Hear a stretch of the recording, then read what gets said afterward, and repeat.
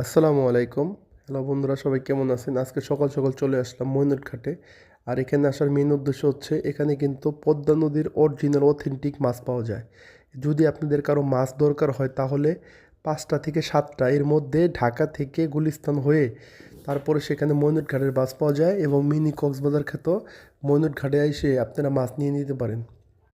এখানে আপনার পদ্মা নদীর সমস্ত মাছ পাওয়া যায়। সকাল থেকে হাট মিলে এবং নানা রকম ব্যাপারীর সমারোহ ঢাকা থেকে এবং নানা রকম জায়গা থেকে মানুষ এখানে উপস্থিত হয় এই মাছ কেনার জন্য। আপনারা চাইলে আসতে পারেন। এখানে কিন্তু অনেক ভালো ভালো জাতের ইলিশ মাছ পাওয়া যায়। আইড় মাছ, বোয়াল মাছ, রিঠা মাছ এবং নানা রকম পদ্মার মাছের জন্য বিখ্যাত কিন্তু এই মইনুট ঘাট। আশা করি মাওয়া ঘাটের পরেই বাংলাদেশের মধ্যে মিনি কক্সবাজার নামক মইনুট ঘাট কিন্তু অনেক সেরা। তো আপনারা যারা এই মাছ ক্রয় করতে আসবেন অবশ্যই সকাল সকাল চলে আসতে পারেন এবং সুস্বাদু মাছ নিয়ে তারপরে যাবেন। ধন্যবাদ সকলকে।